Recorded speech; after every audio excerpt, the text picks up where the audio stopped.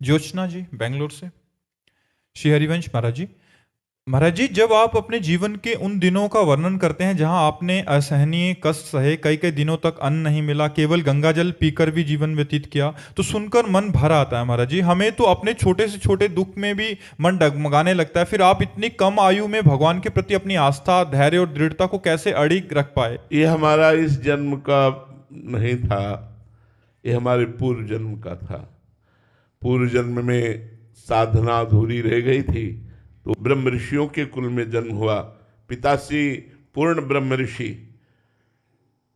अपने गुरुदेव की आराधना के द्वारा एक किसान होते हुए भी गीता जी और रामचरितमानस इनका पाठ करके गुरुदेव की चरण पादुका का चरणामृत लेकर के तभी अन्न जल खाते थे, ऐसे नहीं। और संत महात्मा आते रहते और रोज शाम के श्रीमद् भागवत की कथा होती, तो एक भागवतिक वातावरण जैसा भगवान ने योग भ्रष्ट पुरुष के लिए लिखा है, वैसा ही करुणा करके हमें संयोग मिला कि बचपन से हमें भागवतिक माता पिता, भागवतिक वातावरण और पूर्व जन्म का एक धरोहर।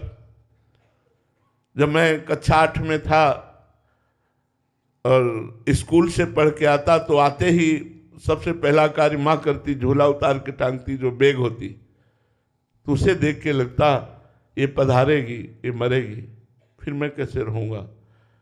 पता नहीं क्यों ऐसा प्रश्न आता। जो कोई हमें प्यार करता लगा ये भी मृत शरीर वाला है, मरेगा, इससे क्या प्यार करना, ये भी जाएगा। ऐसी उदासीनता बढ़ी कि 9th साइंस साइट पास करके हाई स्कूल में फार्म भी नहीं भरा और भाग पड़े घर से। वो पूर्व जन्म का भजन जो था वो टिकने नहीं दिया, जैसा भगवान ने योग भ्रष्ट पुरुष के लिए लिखा है, वो भगाया। और भागते भागते आज पायो परम विश्राम। श्रीधाम वृंदावन में प्यारी जू के चरणों में विश्राम प्राप्त है। और बड़े कृपालु भगवान है।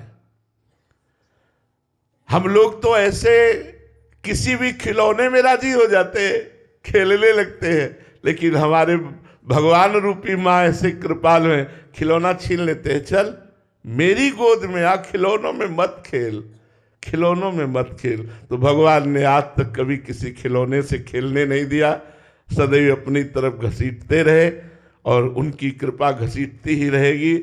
दुख सुख का कोई मान नहीं है।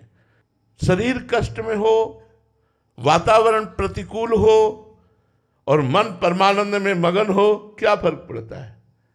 हमारा मन श्री जी ने चुरा लिया है, लालजू ने ले लिया है।